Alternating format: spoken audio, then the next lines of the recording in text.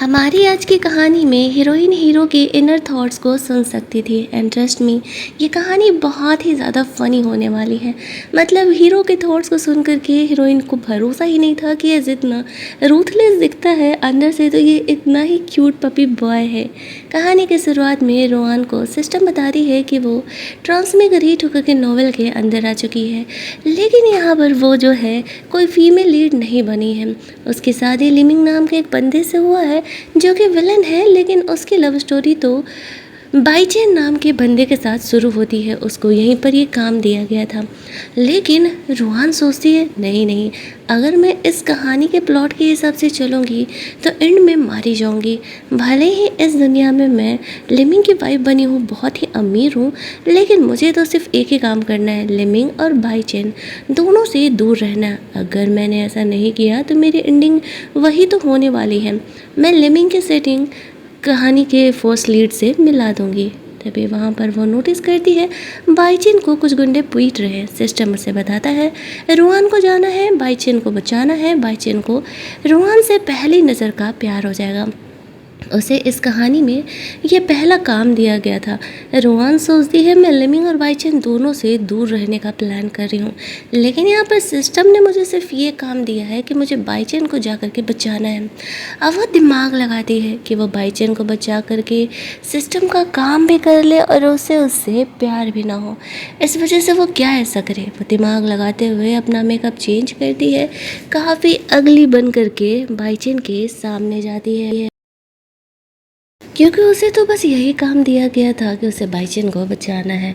उन बदमाश लोगों से वो बाईचेन को बचा लेती है। ऑब्वियसली उसे ऐसे लुक में देख करके बाईचेन को उससे प्यार तो होगा नहीं। वो उसे देख के डर के भागने लगता है, लेकिन भागने से पहले वह उसके हाथों पर बना तिल देख लेता है। आफ्टर दैट रोहान घर पहुँचती है। घर पर उसका हस्बैंड लिमिंग उसका इंतज़ार कर रहा था। सामने डाइवोर्स पेपर्स रखे हुए थे। रोहान सोचती है चलो अब मैं यहाँ आई हूँ तो लिमिंग से डाइवोर्स लेकर के मस्त उसके वेल्थ को मैं एंजॉय करूँगी, काफ़ी अमीर से बन जाऊँगी। लेकिन वो सामने लिमिंग को देखती है, वो सोचती है हाय यार, ये कितना हैंडसम बनता है, क्या ये मेरा पति है। काश ये विलन नहीं होता, मैं तो इससे कभी अलग नहीं होती। रियल स्टोरी में लिमिंग हमेशा ही कोल्ड, काफ़ी इंट्रोवर्ट टाइप सा रोहान के सामने बिहेव करता था, जैसे कि वह उससे बिल्कुल प्यार नहीं करता है। असल में इन दोनों की बिजनेस मैरिज थी, लेकिन अब यहाँ पर कहानी में ट्विस्ट आने वाला है। यहाँ से रोहान लिमिंग के इनर थॉट्स को सुन पा रही थी। सामने डाइवोर्स पेपर को देख करके लिमिंग रोहान से पूछता है क्या वो उससे डाइवोर्स लेना चाहती है। फिर मन में सोचता है क्या मेरी वाइफ मुझसे अलग होना चाहती है, क्या वो मुझे सच में छोड़ देगी, मेरा क्या होगा। रोहान जब पहली बार लिमिंग के थॉट्स को सुनती है तो वो समझ नहीं पाती है कि चल क्या रहा है, ये कौन बोल रहा है। फिर वो सोचती है एक सेकेंड, मैं लिमिंग के थॉट्स को सुन रही हूँ, लेकिन लिमिंग तो मुझे पसंद नहीं करता था ना, वो मुझसे काफ़ी वियर्ड बिहेवियर करता था, कभी उसने मुझे अपना केयर नहीं दिखाया, वो फीमेल लीड के पीछे पड़े रहता था, तो यहाँ पर चीज़ें अलग क्यों है। वह लिमिंग के थॉट्स को सुन करके वो उसे कंसोल देती है और कहती है कि नहीं, वो फ़िलहाल उसे डाइवोर्स लेने के बारे में नहीं सोच रही है। लिमिंग कहता है ठीक है, वो दोबारा ये बकवास घर में सुनना भी नहीं चाहेगा। ये कह के वो अपने कमरे की तरफ जाने लगता है। मन में वो काफ़ी खुश हो रहा था, फाइनली रोहान उसे छोड़ करके नहीं जाने वाली है। मतलब थ्रू आउट द वीडियो लिमिंग ने ऐसा फ़नी रोल किया है कि पूछो ही मत। यहाँ पर रोहान और उनके लिए ब्रेकफास्ट बना के लेके आया जाता है। रोहान को खाना बहुत पसंद आता है। लिमिंग मन ही मन सोचता है चलो उसे खाना पसंद तो आया, मैंने अपने हाथों से बनाया था। रोहान सोचती है इतना हैंडसम बंदा मेरे लिए खाना बना रहा है, मैं तो सच में लकी हूँ, बट अफसोस मैं कहानी की फीमेल लीड नहीं हूँ, लिमिंग को कभी मुझसे प्यार नहीं होगा। लिमिंग यहाँ पे सोच रहा था ये अभी भी कितनी क्यूट लग रही है। रोहान सोचती है कहीं ये लव ब्रेन तो नहीं है यार, कहीं ऐसा तो नहीं है कि लिमिंग सच में ओरिजिनल ऑनर से बहुत प्यार करता था, बस वो ये बात कभी उसे जता नहीं पाया, क्योंकि जो उसके इनर थॉट्स है वो तो कुछ अलग ही सो कर रहे हैं। साथ में वो लोग यहाँ पर खाना वाना खाते हैं। वह लिमिंग के हाथ के बने खाने का काफ़ी बड़ाई करता है। शाम में लिमिंग और रोहान को उनके घर जाना था। रोहान रेडी वेडी होकर के आती है, वो काफ़ी प्रिटी लग रही थी। लिमिंग उसकी बड़ाई करने के बजाय मन में सोचता है कि ये कितनी खूबसूरत है। उसे अपना जैकेट ऑफर करते हुए कहता है कि ऐसे कपड़े वो आज के बाद बाहर नहीं पहनेगी।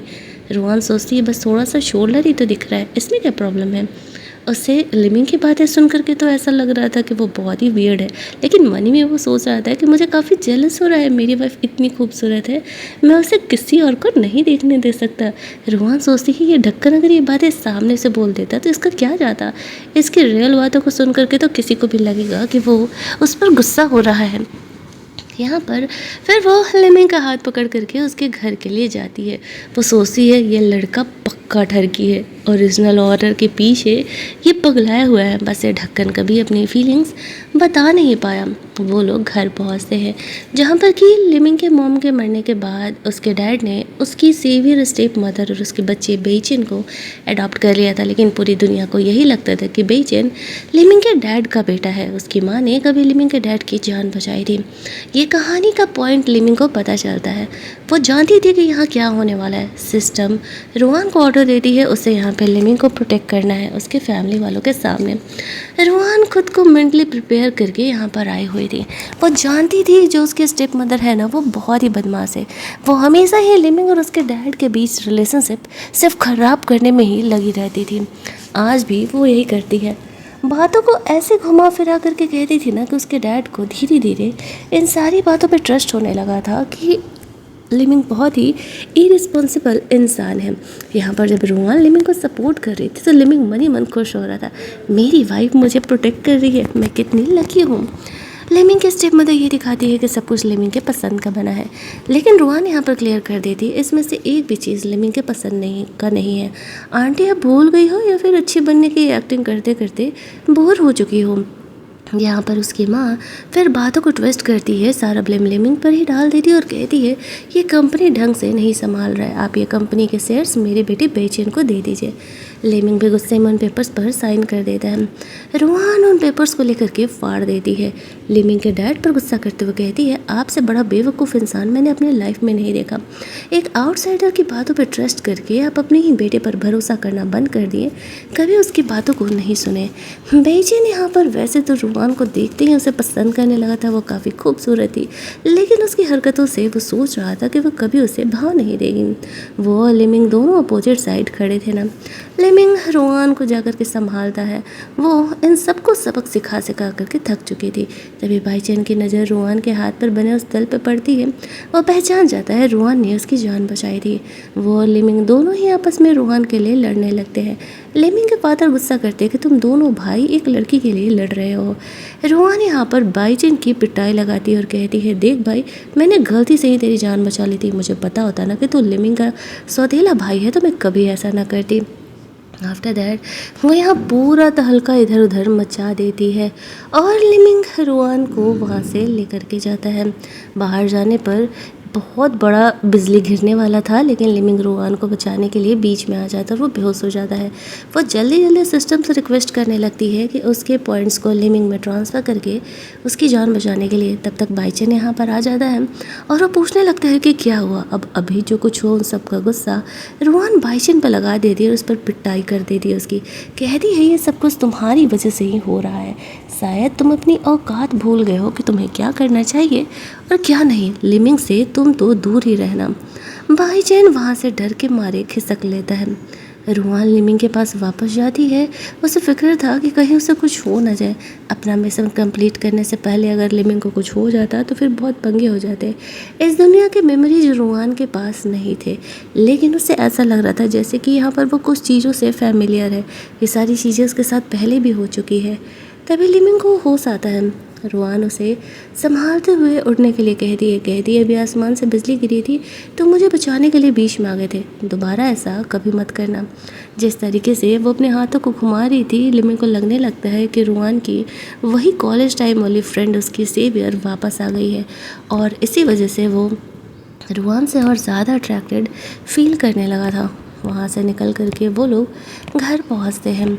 रोहान यहाँ पर अभी जो कुछ हुआ उसी बारे में सोच रही थी। सिस्टम ने भी उसे कुछ और पॉइंट्स दे दिए थे आज का मिशन कंप्लीट करने के लिए। लिमिंग और रोहान के बीच रोमांटिक मोमेंट क्रिएट होता है। लिमिंग रोहान को किस करने के लिए आगे बढ़ता है, लेकिन रोहान उसे ये सोचते हुए रोक देती है कि वो ओरिजिनल ऑनर तो है नहीं और लिमिंग तो ओरिजिनल ऑनर से प्यार करता है, तो वो उसके साथ रोमांस करके गलत करेगी।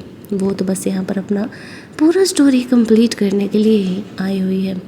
आफ्टर दैट वो दोनों वहाँ बैठ करके बातें करने लगते हैं।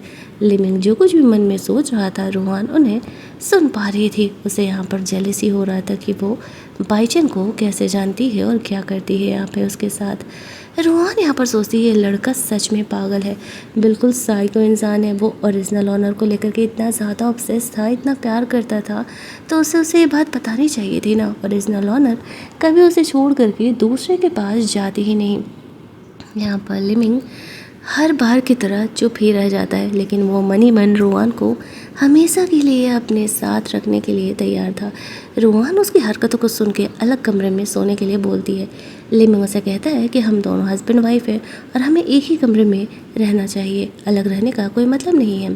रोहान उसे कहती है बिल्कुल भी नहीं, मैं दूसरे कमरे में सोने के लिए जा रही हूँ।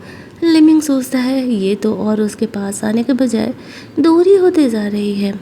इधर दूसरी तरफ फ्लैशबैक में वो याद करता है कि जब वो किडनैप हुआ था उसके डैड ने भी उसकी हेल्प नहीं की थी और कह दिया था मेरा बेटा तो घर पर है, तुम लोग झूठ बोल रहे हो।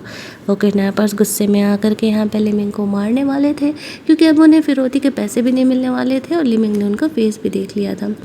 थैंकफुली रोहान वहाँ पर आकर के लिमिंग का हेल्प की थी और उनके नापर से उसे बचा करके लेकर के गई थी।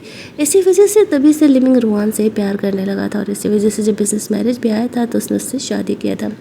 लेकिन रोहान को उसकी मेमोरीज में ये याद नहीं था कि किडनैपर से उससे किसने बचाया था। बचाया तो उसे लिमिंग नहीं था दोबारा आकर के, लेकिन रोहान को ये चीज़ याद नहीं था। ये सपना देख करके उसकी नींद खुलती है। लिमिंग चेक करने के लिए आता है कि सब ठीक है ना, आखिरकार वो बुरा सपना क्या देख रही है। यहाँ पे रोहान को कॉल आता है उसके घर से। उसकी कज़न सिस्टर जियाओ वापस मिल चुकी है। उसके घर वालों ने उन्हें घर बुलाया है। लिमिंग और रोहान दोनों घर जाते हैं। उसके पेरेंट रोहान को देख के काफ़ी खुश हो रहे थे। उन्हें डर था कि कहीं लिमिंग रोहान का ऐसा ना हो कि ख्याल ना रखे, क्योंकि जस्ट बिकॉज वो एक बिजनेस मैरिज है। तभी जियाओ वहाँ पर आती है। जियाओ भी रीबॉर्न होकर के आई हुई थी। रोहान जियाओ और ग्रैंड मदर दोनों की इनर थॉट्स को सुन पा रही थी। ग्रैंड मदर रोहान को बिल्कुल पसंद नहीं करती थी और वो जिया और उसकी फैमिली को ज़्यादा पसंद किया करती थी। जिया और रोहान दोनों बचपन में किडनैप हो गए थे। इन सब का रीजन कोई और नहीं, ग्रैंड मदर ही थी। उन्होंने तो किडनैपर्स को रोहान को किडनैप करने के लिए बोला था, लेकिन गलती से उन किडनैपर्स ने उन दोनों को किडनैप कर लिया था। रोहान तो वहाँ से बच के निकल गई, लेकिन जिया उनके चंगुल में रह गई थी। जिया यहाँ पर आकर के इसी चीज़ का ड्रामा क्रिएट करती है। रोहान की वजह से वो किडनैप हो गई थी। उसकी फैमिली उसके लिए सॉरी फील करती थी और उसके लिए सब कुछ किया करती थी। अब यहाँ पर ये थी असली कहानी, जहाँ पर कि अब रिबॉर्न होकर के जियो आई है तो वो इन चीज़ों को और उसी तरीके से करना चाहती है, लेकिन उसे पता नहीं था कि रोहान भी रिबॉर्न होकर के आई है और वो सारे थॉट्स को सुन पा रही है। यहाँ पर वो ग्रैंड मदर का पोल खोलने लगती है। कहती है आपको क्या लगता है, मुझे पता नहीं है कि आप ही ने यहाँ पर हम दोनों का किडनैप करवाने का कोशिश किया था ताकि आप हमारे पापा से पैसे ऐड सको। गलती से आपकी फेवरेट पोती जिया भी किडनैप हो गई थी। वो कह रही थी कि तुम झूठ बोल रही हो, तुम हम पर ब्लेम लगा रही हो इस बात पर। रोहान कहती है मुझे पता है हमें किडनैप करने वाले आप ही के गांव का रिलेटिव था, कहो तो पुलिस में कॉल कर दूं। अब ग्रैंड मदर यहाँ पर काफ़ी डरने लगती है, क्योंकि वो जानती थी कि ये सच है। भले ही उन्होंने सबको पैसा देके अपना मुंह बंद रखने के लिए कह दिया था, स्टिल यहाँ पर उन्हें डर था कि बात पुलिस में जाएगी तो यहाँ पर उनका राज जो है खुल सकता था। बात काफ़ी आगे बढ़ने लगती है। उसके मॉम डैड यहाँ पे रोहान को काम डाउन करते हैं। उन्हें जियाओ के लिए काफ़ी बुरा लगता था, इसी वजह से उन लोगों ने जियाओ को अडॉप्ट कर लिया था। तभी लिमिंग यहाँ पर रोहान को दादी से बचाने के लिए आ जाता है और कहता है 1 मिनट रुकना ज़रा, मैं पुलिस को वापस से कॉल कर देता हूँ, वो ना इस केस को थोड़ा वापस से री इन्वेस्टिगेट करेगी। रोहान अपनी दादी पे ब्लेम लगा देती है। वो बुढ़िया वहाँ से डर के मारे खिसक लेती है। वहाँ से खिसक लेती है। आफ्टर दैट वो लोग बैठ कर के फैमिली डिनर कर रहे थे, जहाँ पर कि जियाओ इनडायरेक्टली कह रही थी कि वो लिमिंग की कंपनी में काम करना चाहती है। रोहान भी उसके सारे सिचुएशन को संभालते हुए फैमिली वालों के सामने अच्छी इमेज बनाते हुए जियाओ को अपने साथ घर पे भी रखने के लिए तैयार हो जाती है। साथ ही में वो लिमिंग की कंपनी में भी काम करेगी, इस चीज़ के लिए भी मान जाती है। वो लिमिंग की सेटिंग जियाओ से बिठाना चाह रही थी ताकि वो लिमिंग से डाइवोर्स डिमांड कर सके और बदले में उसे अच्छे खासे पैसे मिल सके, लेकिन लिमिंग यहाँ पर जियाओ को बिल्कुल भी भाव नहीं दे रहा था। रोहान सोचने लगती है ये स्टोरी अलग क्यों हो रही है। रियल स्टोरी में तो लिमिंग जियाओ को सपोर्ट करता था, उसे भाव दिया करता था, और यहाँ पर ऐसा क्यों हो रहा है। बट जो भी हो, वो इतना तो समझ गई थी कि जियाओ भी रीबर्थ लेकर के आई हुई है। रात में घर की मेड रोहन को वार्न करती है, जिया का बिहेवियर मुझे ना बिल्कुल अच्छा नहीं लग रहा। रोहन मन ही मन सोचती, हाँ इसी वजह से तो मैं इसे यहाँ लेकर के आई हूँ ताकि स्टोरी को जल्द ही स्पीड अप कर सकूँ। मेड के जाने के बाद लिविंग कमरे में सोने के लिए आ जाता है। रोहन कहती है, ये क्या कर रहे हो? लिविंग मन ही मन सोचता है, भला मैं अलग कमरे में क्यों सोने जाऊँ, कहीं रोहन को ऐसा न लग जाए कि मैं और जियाओ के बीच कोई अफेयर चल रहा है, इसीलिए मैं यही रहूँगा। रोहन उसके ये मन के थॉट्स को सुन करके सोचती है, ये लड़का बहुत ही वियर्ड बिहेवियर कर रहा है। लिविंग के मन में तो कुछ और भी था, वो तो रोहन के साथ रोमांस भी करने के इरादे में था। कितने दिनों से बेचारा इस वक्त का इंतज़ार कर रहा था, लेकिन रोहन उसे बिल्कुल भाव नहीं देती है। वो दोनों हक करके सो जाते हैं। अगली मॉर्निंग जियाओ ने अपने हाथों से लिविंग के लिए खाना बनाया था। रोहन कहती है, मुझे लगता है कि जियाओ तुम्हें ना ये घर के काम बहुत ज़्यादा ही पसंद है। अब जब तुम लिविंग की असिस्टेंट बनी गई हो तो एक काम करो, मैं ना आंटी को कुछ दिनों के लिए पेड लीव दे देती हूँ। बहुत टाइम से बेचारी हमारे लिए काम कर रही है। तुम घर का भी काम संभाल लेना और लिविंग के लिए उसके लिए खाना वाना भी बना लेना। जिया सोचती है, ये सब कुछ करके मैं लिविंग का दिल जीत लूँगी। रोहन तो कितनी ढक्कन है, वो मुझे बार बार मौके पर मौका दे रही है। अब यहाँ पर रोहन के कहने पर लिविंग भी उसे ओके कह देता है। घर की मेड को कुछ दिनों के लिए पेड लीव दे देता है, लेकिन इसके लिए जिया को बहुत काम करने पड़ेंगे। लिविंग ऑफिस के लिए निकल जाता है। रोहन को जिया से कहती है, कहीं ऐसा तो नहीं कि लिविंग तुम्हें पसंद नहीं करता है। रोहन कहती है, इस बात की फिक्र छोड़ो, जाके उसे लंच डिलीवर कर देना। जिया लंच लेकर के लिविंग के ऑफिस में अगले 2-3 दिनों तक लगातार जाती है, जहाँ पर कि सबको ऐसा लगने लगता है कि जियाओ ही लिविंग की वाइफ है और वो यही तो चाहती थी। एक दिन वो जानबूझ करके लिविंग के साथ फ्लर्ट करते हुए उसके कुछ क्लोज फोटोज़ क्लिक कर लेती है और रोहन को सेंड कर देती है। लिविंग को ये बात नहीं पता था कि जियाओ ने मना करने के बावजूद भी वो फ़ोटोज़ रोहन को सेंड कर दिए हैं। वो कहती है, मैं तो बस ये दिखाना चाह रही थी, रोहन तुम्हारी कोई फिक्र नहीं करती है। इधर वो फ़ोटोज़ रोहन को मिलते हैं तो वो बहुत खुश हो जाती है। मन ही मन वो ये सोच रही थी, लगता है बात आगे बढ़ रहा है, लगता है यहाँ पर अब मुझे डाइवोर्स लेने का रीज़न मिल गया है। मस्त खुश होकर के रेडी वेडी हो करके वो लिविंग के ऑफिस पहुँचती है। लिविंग के ऑफिस वो पहली बार गई थी तो जो गार्ड्स थे वो उसे अंदर नहीं जाने देते हैं। कहते हैं ना अपॉइंटमेंट लेटर है और ना ही यहाँ पर तुम लिविंग की वाइफ हो, तो हम तुम्हें क्यों जाने दें। लिविंग की वाइफ तो अभी अभी उसके लिए लंच लेके गई है, तो वो समझ जाती है, ओह जियाओ ये खेल रही है। वो गार्ड को वार्न करती है, 3 सेकंड है तुम्हारे पास, मुझे अंदर जाने दो वरना तुम्हें नौकरी से निकाल दिया जाएगा। बट वो उसकी बात का ट्रस्ट नहीं करता है। तभी जियाओ यहाँ पर आ जाती है। वो यहाँ पर गार्ड को कह देती है, ये हमारी घर की मेड है, दिमाग से थोड़ा पैदल है, कोई बात नहीं, ये आए ना तो इसे जाने दे दिया करना। वो गार्ड यहाँ पर हंसने लगता है और कहता है, देखो हमारी ऑनर कितनी ज़्यादा रहम दिल है, तुम्हारी जैसी मेड को भी वो बहुत से मिलने से नहीं रोक रही है, तुम्हें तो शुक्रगुजार होना चाहिए। रोहन हंसने लगती है, ओह मैं मेड, राइट जियाओ। अब जियाओ डर चुप थी, उसे डर था कि कहीं ये पुल खुल जाएगा तो उसकी काफ़ी बेइज्जती होगी।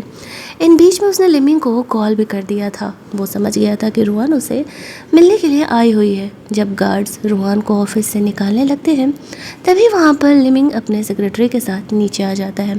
गार्ड्स रोहन की ही कंप्लेन करने लगते हैं कि रोहन का झूठ कहना है, ये आपकी वाइफ है, आपकी वाइफ तो रोज़ आपको लंच पहुँचाने आया करती थी। लिविंग उसे जॉब से निकाल देता है, कहता है, किस आँख से देख रहे हो कि जिया मेरी वाइफ है और लिटरली मेरी सेक्रेटरी के तौर पर मुझे लंच पहुंचाने आती है। मेरी वाइफ रोहन ही है। वो प्राउडली सबको बताता है, रोहन मेरी वाइफ है। फिर वो रोहन से पूछता है, वैसे वो यहाँ पर क्या कर रही है। रोहन कहती है, तुम दोनों को चीट करते हुए पकड़ने आई हूँ, ये फ़ोटो देख रहे हो तो मुझे धोखा दे रहे हो और मुझे डाइवोर्स चाहिए। लिविंग यहाँ पर मन ही मन घबरा जाता है और वो रोहन को सारी बातें एक्सप्लेन करता है। असल में जिया सिर्फ तुम्हें जेलस फील कराने के लिए ऐसा कर रही थी। मैं तो इसे जॉब पे भी नहीं रखना चाह रहा था, तो मैंने कहा था इसे जॉब पे रखने के लिए, मैं इसे अभी जॉब से निकाल देता हूँ। रोहन सोचती है, नहीं, अगर जॉब से निकाल दूंगी तो फिर मेरा प्लान कैसे आगे बढ़ेगा। और लिविंग को कहती है, नहीं, उसे एक मौका देना चाहिए, इसे जॉब से निकालने की कोई ज़रूरत नहीं है। लिविंग मन में जब सोच रहा था तो वो काफ़ी क्यूटली चीज़ों को थिंक कर रहा था। रोहन सोचती है, इससे मैं अब डाइवोर्स कैसे लूँ। वो उसे अपने ऑफिस में लेके जाता है। रोहन लिविंग को काम करते हुए देख रही थी, वो काफ़ी हैंडसम लग रहा था। लिमिंग नोटिस कर पाता है कि रुआन शायद उसके इनर थॉट्स को सुन रही है, चीज़ों को ट्राई करने के लिए, कंफर्म करने के लिए और थोड़ा रोमांस करने के लिए वो अपने इनर थॉट्स को डाइवर्ट करता है। वो ये तो समझ पा रहा था कि रुआन उसे गुस्सा दिलाने का कोशिश कर रही है ताकि उसे डाइवोर्स लेने का रीज़न मिल सके, तो वो जानबूझ करके मन ही मन सोचता है कि उसे ऑफिस रोमांस बिल्कुल पसंद नहीं है और रुआन अगर आकर उसे किस करेगी ना तो वो बहुत ही गुस्सा हो जाएगा। रुआन जैसे ही ये बात सुनती है तो वो जा करके सच में फ्लर्ट करते हुए लिमिंग को किस करने लगती है। तभी हम पर लिमिंग कंफर्म हो जाता है कि शायद रुआन उसके इनर थॉट्स को सुन पा रही है, तो वो जानबूझ करके और उसी तरीके से बिहेव कर रहा था कि अगर रुआन सच में उसके साथ फ्लर्ट करेगी, उसके साथ रोमांस करेगी तो वो और ज़्यादा गुस्सा होते जाएगा। लेकिन जितना ही रुआन उसे किस करती उतना ही वो इस रोमांस को एंजॉय कर रहा था। अब लिमिंग भी समझ गया था कि रुआन को हैंडल कैसे करना है। थोड़ी देर एक दूसरे को किस करने के बाद रुआन सोचती है, 1 मिनट, मैं तो इसे गुस्सा दिलाने के लिए कोशिश कर रही थी, तो फिर ये हमारा किसिंग सेशन कैसे बन गया। लिमिंग को बहुत मज़े आ रहे थे रुआन को यहाँ परेशान करने में। तभी उनका सेक्रेटरी यहाँ पर आता है और बताता है कि असल में उसे एक पार्टी का इन्विटेशन मिला है। उस पार्टी में लिमिंग जाना नहीं चाहता था, भले ही ये पार्टी उसकी फैमिली की थी। स्टिल रुआन उसे कहती है कि नहीं, हमें जाना चाहिए, क्योंकि रुआन का अगला मिशन था लिमिंग और उसके डैड के बीच चीज़ों को ठीक करने का। जब वो दोनों मिलेंगे तभी तो चीज़ें ठीक होंगी ना। आफ्टर दैट हमें पार्टी का सीन दिखाया जाता है।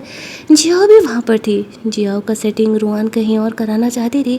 उसकी नज़र बेइचन पर पड़ती है तो वो बेइचन से उसका इंट्रोडक्शन कराने के लिए जाने सोचती है, लेकिन बेइचन को ऐसा लगता है रुआन उससे प्यार करती है, वो उसके बिना रह ही नहीं पा रही है। देखो वो खुद ही उससे बात करने के लिए आ गई। अब रुआन सोचती है ये इंसान दिमाग से पैदल है क्या, मैं यहाँ पर इसे जियाओ से इंट्रोड्यूस कराने के लिए आई हुई हूँ और ये मेरे साथ ही फ्लर्ट कर रहा है। उसे यहाँ पर रुआन के साथ बात करते हुए देख करके लिमिंग को काफ़ी जेलसी फील होने लगती है। सिस्टम यहाँ पे रुआन को बताती है कि अभी पार्टी में जो लिमिंग के डैड है वो बेइचन को कुछ कंपनी के शेयर्स देने वाले हैं। वहाँ पे रुआन को बेइचन का सपोर्ट करना है और उसको सबके सामने प्रेस करना है। वो जानती थी इससे लिमिंग को काफ़ी बुरा लगेगा, लेकिन उसे ये वर्क दिया गया था तो उसे करना ही पड़ेगा। थोड़ी ही देर बाद लिमिंग के डैड आते हैं, सबको अनाउंस करते हैं कि वह कंपनी के 20% शेयर बेइचन के नाम करने वाले हैं। अब रुआन को नहीं चाहते हुए भी यहाँ पर बेइचन का सपोर्ट करना था। वो सिस्टम के खिलाफ सीधे तरीके से तो नहीं जा सकती थी। लिमिंग चुपचाप खड़ा था। सारे ही लोग तो बेइचन को लिमिंग के डैड का असली बेटा समझ रहे थे। वो लोग यहाँ पर उसके बारे में गॉसिप भी करने लगते हैं। लिमिंग बड़ा है ना तो उस हिसाब से तो उसे ज़्यादा शेयर्स मिलने चाहिए, लेकिन बेइचन से सिर्फ 10% ज़्यादा शेयर लिमिंग के पास है। उसके डैड कितने मतलब बुरे डैड हैं, वो इस तरीके से नाइंसाफ़ी कर रहे हैं। सारे लोग बेइचन की बुराई कर रहे थे तो रुआन उसका सपोर्ट करने के लिए चली जाती है, ये कहते हुए कि वो बहुत ही कॉन्फिडेंट इंसान है और उसे पूरा भरोसा है कि वो कंपनी संभाल लेगा। लिमिंग देखता है कि रुआन बेइचन की बड़ाई करी है तो वो सैड फील करते हुए वहाँ से बाहर निकल जाता है और इधर उसकी जाती है रुआन बेइचन की कुटाई लगा देती है। उसे समझ नहीं आता है कि आखिरकार अभी तो ये मेरी बड़ाई कर रही थी, तभी मुझे कूटने क्यों लगी। उसे पीटने के बाद उसकी मोम आकर के बेइचन को संभालने लगती है। दूसरे सीन में हम लोग देखते हैं कि बेइचन की माँ जियाओ को लब डोज देते हुए कहती है लिमिंग के साथ इंटीमेट हो, इससे तुम्हारा भी फ़ायदा है और लिमिंग बदनाम होगा तो हमारा भी फ़ायदा है। बेइचन लिमिंग को वो दवा दे करके उसके साथ रोमांस करने के लिए जाती है। लिमिंग उससे पीछे छुड़ा करके बाहर निकल रहा था। यहाँ पर जो बेइचन था वह रुआन के पीछे पड़ा हुआ था, उसका पीछा ही नहीं छोड़ रहा था और कहता है कि वो उससे ज़रूर ही शादी करेगा, वो उसकी सेवियर है। इधर दूसरी तरफ लिमिंग वैसे ड्रंक कंडीशन में बाहर निकलता है। रुआन और बेइचन को साथ देख करके वो उन दोनों के बीच आ जाता है। रुआन को कहता है कि उसे मैंने वो लव पोशन वाला दवा ले लिया है, तुम मेरी हेल्प करो वरना कोई मेरा हेल्प नहीं कर सकता है। यहाँ पे रुआन सोचती है यहाँ चल क्या रहा है, मुझे तो पता ही नहीं था कि ऐसा कुछ होने वाला है, लेकिन उससे यहाँ पर पहले बेइचन से अपना पीछा छुड़ाना था। इसी वजह से लिमिंग को छोड़ करके वो बेइचन को वहाँ से बाहर लेकर के जाती है। वो सोचती है इसे थोड़ा करंट लगेगा तो दिमाग आ जाएगा, क्योंकि स्टोरी में आगे क्या होने वाला था ये बात रुआन को पता था और लिमिंग को ऐसा लगता है कि उसे ऐसे सिचुएशन में रुआन छोड़ करके बेइचन के साथ कैसे जा सकती है। जानबूझ करके रुआन उसे बाहर लेकर के जाती है। बिजली गिरता है और वो बेइचन को निकल लगता है। असल में वो खुद को संभाल रही थी। उसे पता था कि लिमिंग को अगर पता चला कि बिजली वापस से गिरने वाली है तो वो उसे बचाने के लिए आ जाएगा। यहाँ पर थोड़ी देर बाद रूहान को होश आता है। थोड़ी देर बाद बेचन को भी होश आता है। वो वार्न करती है, मेरा काम हो गया, मुझसे दूर रहना। ये कह के वो लिमिंग को ढूंढने के लिए चली जाती है। लेकिन बेचन उठता और कहता है कि तुम पहली हो जिसने कि मुझे पब्लिकली सपोर्ट किया है। मैं तो तुम्हें अपना बना करके रहूँगा, मैं तुमसे ज़रूर ही शादी करूँगा। ये बेचन अलग ही मिट्टी का बना हुआ था। इधर रूहान लिमिंग को ढूंढते हुए जाती है एक कमरे में। लिमिंग उससे मिलता है जहाँ पर कि जियाओ उसका फ़ायदा उठाने का कोशिश कर रही थी और वो खुद को प्रोटेक्ट करने का कोशिश कर रहा था। तो वो उसकी पिटाई लगाते हुए उसे वहाँ से भेज देती है।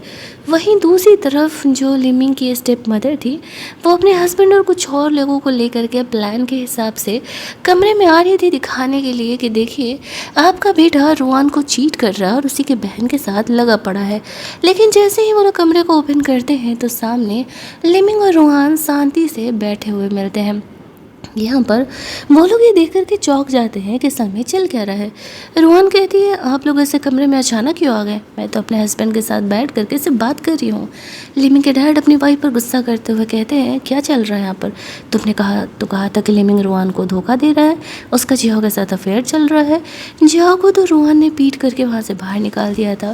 वो छुप करके सारी बातों को सुन रही थी। ड्रंक कंडीशन में लिमिंग ने रूहान के पूछने पर कन्फेस किया था कि हाँ वो उससे बहुत प्यार करता है। रूहान सोचती है भले उसे इस नोवेल वर्ल्ड में सिर्फ कुछ टाइम के लिए रहना है, लेकिन अगर लिमिंग उसे सच में प्यार करता है तो वो उसके साथ एक रियल वाइफ बन करके अब रहने के लिए तैयार है। वो उसे किस करके कुछ देर काम डाउन करती है और फिर यहाँ पर कहानी प्रेजेंट में दिखाया जाता है कि सबको यहाँ आया हुआ था। अब लिमिंग की मॉम झूठ बोलने लगती है, ओ असल में घर के मेड ने गलत देख लिया होगा। वो वहाँ से जाने लगती है। रूहान कहती है, 1 मिनट, आप लोग तो एडल्टस को पकड़ने के लिए आए थे ना, मैं भी आप लोगों को कुछ दिखाती हूँ।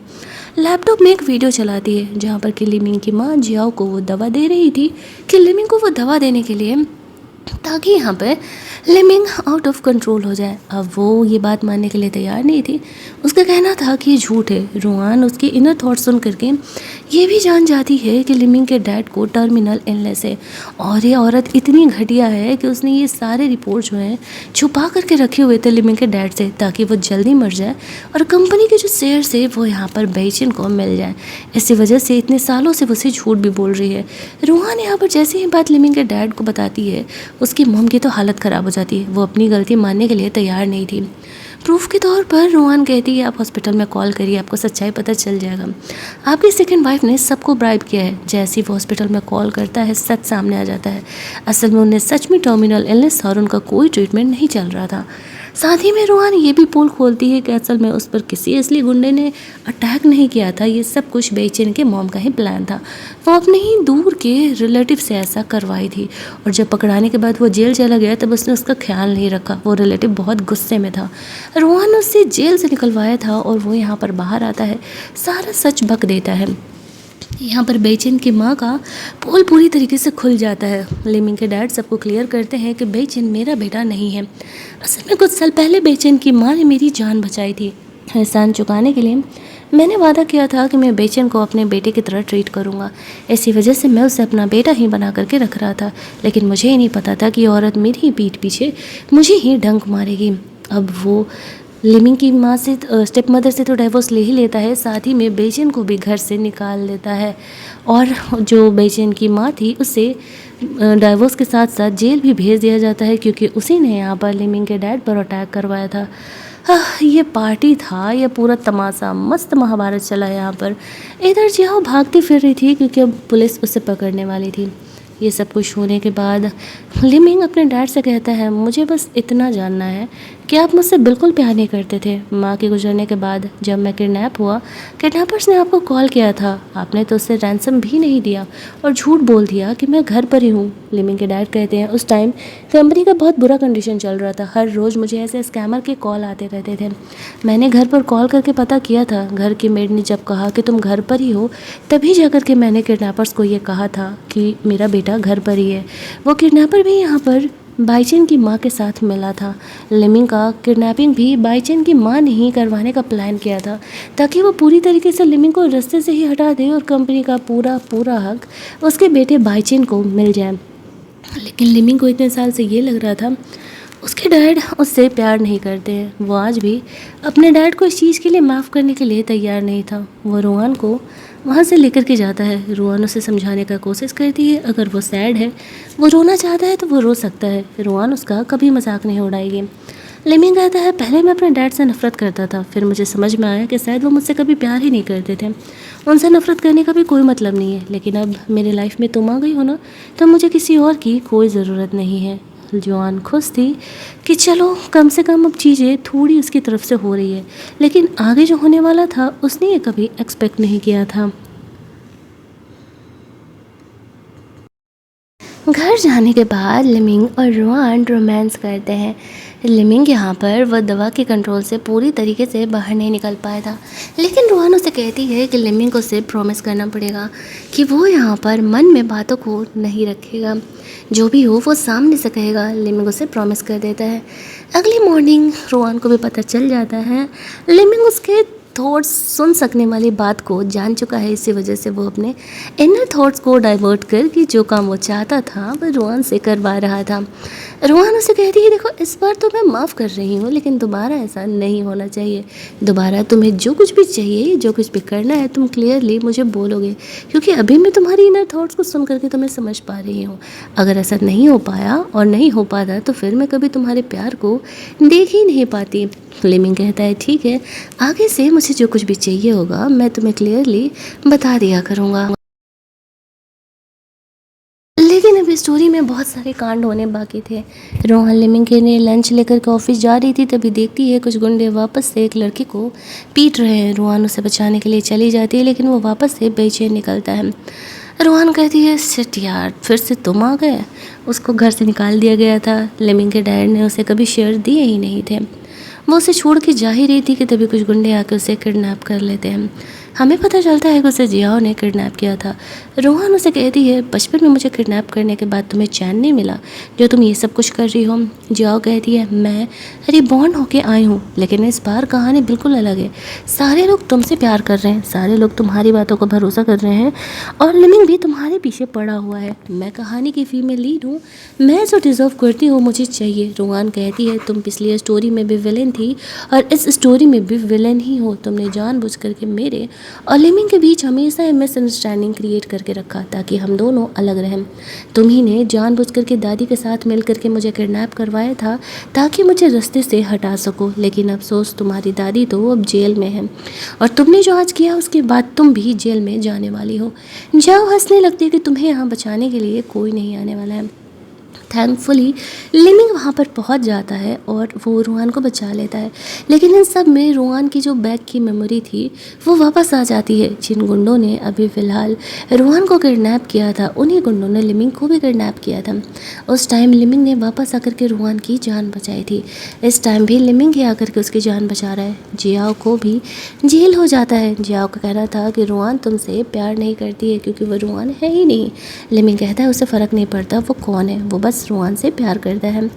डॉक्टर्स उसका ट्रीटमेंट करते हैं। रोहन यहाँ पर अभी थोड़ी देर बेहोश थी और वो अपने सिस्टम वर्ल्ड में चली जाती है, जहाँ उसे पता चलता है उसकी सारी मेमोरी जाती है। असल में वो एक जो राइटर है वो इस कहानी को लिख रहा है, और जब तक कहानी उसकी पसंद की नहीं हो रही है वो बार बार स्टोरी को रीराइट कर रहा है। इस वजह से रोहन को बार बार रीबर्थ लेना पड़ रहा है और वो पहले की सारी मेमोरी भूल जा रही है। वो शुरुआत से इसी स्टोरी से बिलोंग करती है। थोड़ी देर बाद उसे होश आता है। वो लिमिंग को सामने देख करके काफ़ी खुश हो जाती है। वो कहती है, थैंकफुली तुम मुझे बचाने के लिए आ गए, वरना मुझे तो लगा था कि मैं बचने नहीं वाली हूँ। वो उसे कहता है, प्लीज़ मुझे छोड़ करके कभी मत जाना। लेकिन वापस से अचानक से जो रोहन थी वो बेहोश हो जाती है। वो वापस से नॉवल वर्ल्ड में पहुंच जाती है। वो सिस्टम से लड़ने लगती है, मतलब मैं कहानी किसी तरफ भी मुड़ूँ मुझे मरना तय है, और अंत में मुझे इसी नॉवल वर्ल्ड में फंस के रह जाना होगा। वो सिस्टम बताती है, मुझे माफ़ कर दो, मैं कुछ नहीं कर सकती, ये मेरे हाथ में नहीं है। जो राइटर लिख रहा है मैं बस उसी हिसाब से तुम्हें इंस्ट्रक्शन दे रही हूँ। तुम्हारे पास सिर्फ 1 महीने का वक्त है। तुम्हें लास्ट मिशन दिया गया है, बेसिन की कंपनी को आगे बढ़ाना है तुम्हें, इसी वजह से तुम्हें उस दुनिया में वापस भेजा जा रहा है। रुआन लास्ट के ज़िंदगी के एक महीने लेकर के वो इस वर्ल्ड में वापस आती है। लिमिंग और अपनी फैमिली के साथ वो ज़्यादा से ज़्यादा वक्त बिता लेना चाह रही थी। दैट्स में वो लिमिंग को कहती है कि चलो मेरी फैमिली से मिलने के लिए जाते हैं। फैमिली से मिलने जाने पर उसकी फैमिली यहाँ पर रुआन से माफ़ी मांग रही थी और ये कह रही थी कि वो लोग जियाओ पे ट्रस्ट करके कितनी बड़ी गलती की। यहाँ पर वो लोग रुआन से मिल करके बहुत ही खुश है। जियाओ तो फ़िलहाल जेल में है। रुआन और लिमिंग यहाँ पर कुछ टाइम के लिए रहते हैं। रात में घर जाकर के रुआन और लिमिंग रोमांस करते हैं। रुआन लिमिंग को बेबी को लेकर के प्रेग्नेंट होना चाह रही थी। लिमिंग काफ़ी खुश था, लेकिन अगली सुबह से हॉस्पिटल से कॉल आता है। उसके डैड हॉस्पिटल में इमरजेंसी में एडमिट है। वो वहाँ जाता है। बेशिन कहता है तुम्हें अब अपने डैड की फ़िक्र हो रही है, इतने सालों से तो तुम्हें कोई फ़िक्र नहीं थी। तुम अपने शेयर्स मेरे नाम कर दो वरना मैं तुम्हें मिलने नहीं दूंगा तुम्हारे डैड से, और मुझे पीटोगे तो तुम्हारी ही बदनामी होगी। देखो मैंने रिपोर्टर्स को बुला रखा है। लिमिंग को बहुत गुस्सा आ रहा था। रुआन उसे रोकते हुए कहती है तुम नहीं पीट सकते हो, मैं तो पीट सकती हूँ ना। वो यहाँ पर बेचैन की पिटाई लगा देती है और फिर लिमिंग अपने डैड से मिलने के लिए जाता है। उसके डैड मरने से पहले लिमिंग से माफ़ी मांगते हैं और इस दुनिया को छोड़ करके चले जाते हैं। लिमिंग उन्हें ये भी नहीं बता पाता है कि उसने अपने डैड को तो कब का माफ़ कर दिया था। वो बहुत रो रहा था। सिस्टम बताती है कि देखो तुम्हें वापस 1 महीने की ज़िंदगी जीने के लिए ज़िंदगी देने के लिए हमें किसी साइड कैरेक्टर को तो हटाना ही था। रुआन को बहुत बुरा लग रहा था, लेकिन वो ऐसे सिचुएशन में कुछ भी नहीं कर सकती थी सिवाय लिमिंग को कंसोल देने के अलावा। लेकिन उसे अब राइटर पर बहुत गुस्सा आ रहा था कि वो ऐसी वाहियात स्टोरी क्यों लिख रहा है। स्टिल यहाँ पर लिमिंग को एक मौका तो मिलना चाहिए था अपने डैड से अपने बातों को शेयर करने के लिए, ये बताने के लिए कि वो अपने डैड से कितना प्यार करता है। कुछ दिनों बाद लिमिंग बहुत ही सैड था। रुआन यहाँ पर उसका फ़िक्र करती है और लिमिंग को समझाती है तुम्हें अपने डैड की कंपनी अब संभालनी होगी। उन्होंने बेशिन को तुम्हारी कंपनी के शेयर्स कभी नहीं दिए। वो शुरुआत से ही चाहते थे तुम कंपनी को संभालो। मुझे तुम पर पूरा भरोसा है, तुम ये कर सकते हो। तुम अपने डैड की कंपनी को संभालो ताकि यहाँ पर उनका सपना पूरा कर सको। लिमिंग यहाँ पर रुआन की बात मानता है और वो कंपनी संभालने में लग जाता है। धीरे धीरे वो उस दुख से बाहर भी निकलने लगा था। आज 1 महीना पूरा होने का शायद आखिरी दिन था। लिमिंग ऑफिस जा रहा था। रुआन को वो कहता है वो शाम में आएगा और उसकी फेवरेट चीज़ों को उसके खाने के लिए बनाएगा। जाने से पहले रुआन लास्ट टाइम लिमिंग को किस करती है, फिर बाहर निकल के बेचैन से मिलती है। उसे कंपनी के लिए वो पैसे दे देती है, लेकिन सीधे तरीके से नहीं, अपना गुस्सा निकाल करके उसकी कुटाई करके, क्योंकि वो हमेशा ही लिमिंग के लिए मुसीबतें खड़ी किया करता था। लेकिन तभी वहाँ ट्रक आने लगता है। रुआन समझ जाती है शायद अब उसकी एंडिंग आने वाली है। वो दोनों लड़ते लड़ते रोड के बीच में चले जाते हैं। उस ट्रक एक्सीडेंट में रुआन अपनी जान गंवा देती है, लेकिन वहाँ कुछ अजीब ही होता है। वो वहाँ पहुँच जाती है जहाँ उसे पता चलता है कि बेचैन ही इस कहानी का असली राइटर है। अब ये कहानी अनएक्सपेक्टेडली यहीं पर क्लोज हो जाती है और सिस्टम भी बंद हो जाता है। बेचैन भी अब इस स्टोरी को क्लियर नहीं कर पा रहा था। वो उस वर्ल्ड में भी बेचैन की बहुत पिटाई लगाती है ऐसी घटिया स्टोरी लिखने के लिए। आफ्टर दैट रुआन की सोल वहाँ से गायब हो जाती है। बेचैन भी स्टोरी को कंट्रोल नहीं कर पा रहा था। असल में रुआन लिमिंग के बेबी को लेकर के प्रेग्नेंट थी, तो उसे लिमिंग की दुनिया में वापस लौटना ही था। कुछ टाइम बीतते ही लिमिंग काफ़ी सैड रहता था, लेकिन तभी अचानक से रुआन लिमिंग के सामने आ जाती है। वो कहता है मुझे पूरा भरोसा था कि तुम मेरी दुनिया में ज़रूर ही वापस आओगी। कुछ महीने और बीत जाते हैं। रुआन यहाँ पर लिमिंग के बेबी को लेकर के प्रेग्नेंट थी और लिमिंग पहले से कहीं ज़्यादा क्लिंगी हो गया था। वह लिमिंग को 1 सेकंड के लिए भी नहीं छोड़ रहा था, क्योंकि उसे डर था कि वो उसे थोड़ी देर के लिए भी छोड़ेगा और रुआन वापस उसे छोड़ के गायब हो जाएगी। रुआन उसे समझाती भी है कि बस स्टोरी कंप्लीट हो चुकी है और मैं भी एक नॉर्मल लाइफ तुम्हारे साथ जी सकती हूँ। स्टिल लिमिंग उसकी बात पर भरोसा नहीं करता था। वो उसे लेकर के बहुत ही इनसिक्योर था। वो दोनों की हैप्पी एंडिंग हमें दिखाई जाती है। और अगर आपको भी ये हैप्पी एंडिंग वाले लव स्टोरी पसंद आई होगी तो वीडियो को लाइक और शेयर करना मत भूलना। चैनल को सब्सक्राइब कर लेना ताकि नए वीडियोज़ के नोटिफिकेशन आपसे मिस ना हो। चलिए जल्दी से मिल लेते हैं हम लोग एक और नई कहानी के हिंदी एक्सप्लेनेशन में। तब तक के लिए कीप लिसनिंग।